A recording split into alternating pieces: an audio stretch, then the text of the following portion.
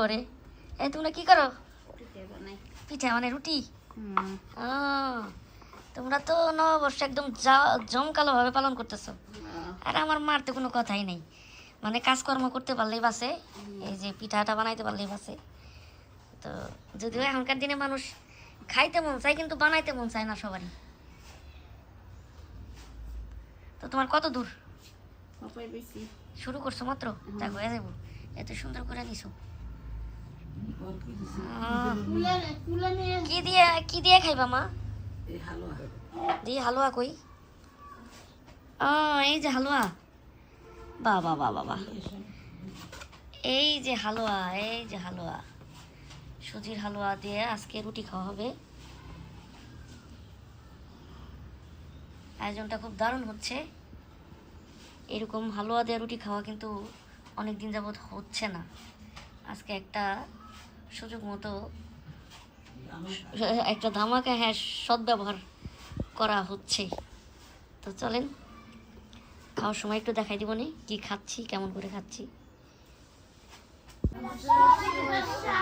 নাও সবাই চকলেট খাও নববর্ষের, ঠিক আছে? যাও একজন একজন করে যাও। নাও এসে নাও নাও, আসো আসো আসো, এই যে শেষ হয়ে গেলে কিন্তু পাইবে না, পরে উল্টাই গেলে।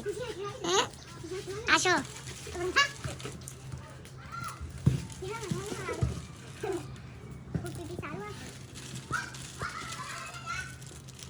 এই ঠিক আছে, থ্যাংক ইউ।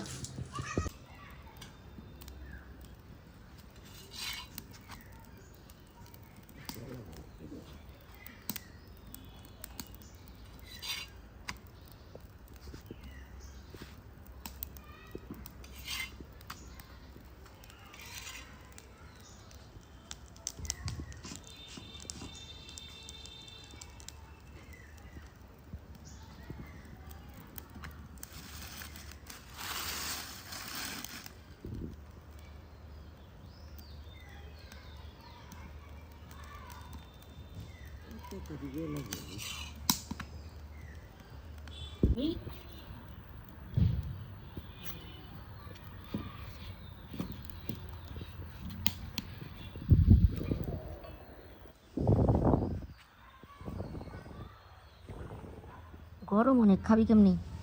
অনেক গরম, অনেক গরম, এত অনেক গরম। একটু পরে দিই দাঁড়া। আমার বিড়াইগুলি এত খায়, তারপরেও ওকে চেহারা দেখে মনে হয় অনাহারি আর বেহায়ের মতো দাঁড়ায় থাকে। আয় আয়, এই যে নে, এই যে এই নে নে, ভয় পাস না, নে নে, এই যে এই যে।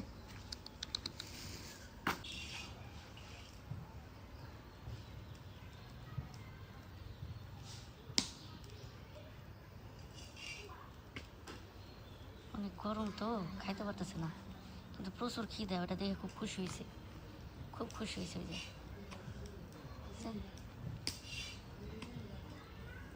ও কি খুশি, রুটিটা দেখে কি খুশি।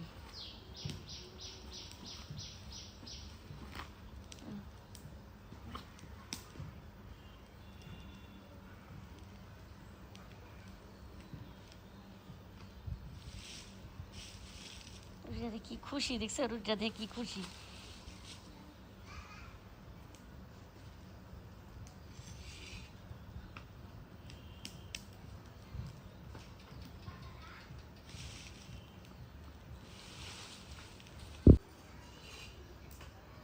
এখন খাচ্ছে।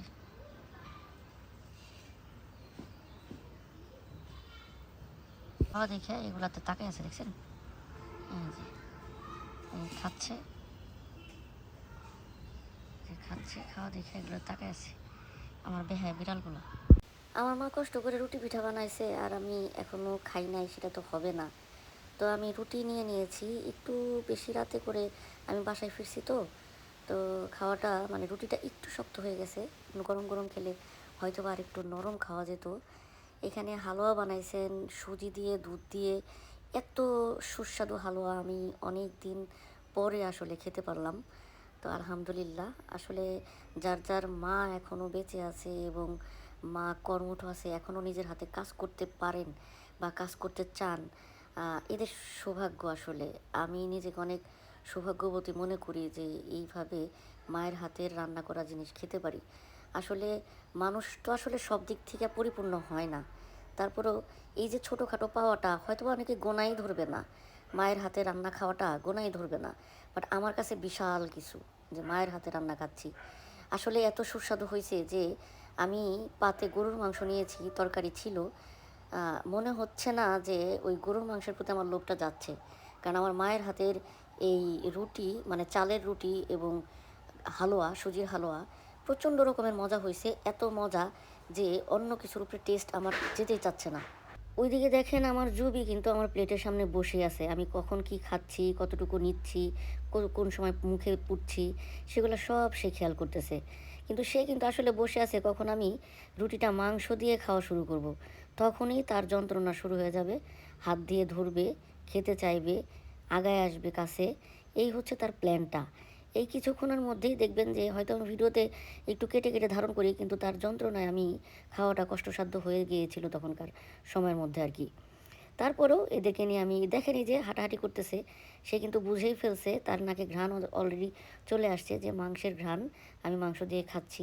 সে কিছুক্ষণ আমাকে খুব জ্বালাবে। তারপরে আমি খুব কষ্টসাধ্য করে, ইদানিং আমি প্রায় সময় অনেক কষ্ট করে খাবার খাই, কারণ ওরা আমাকে অনেক জ্বালায়।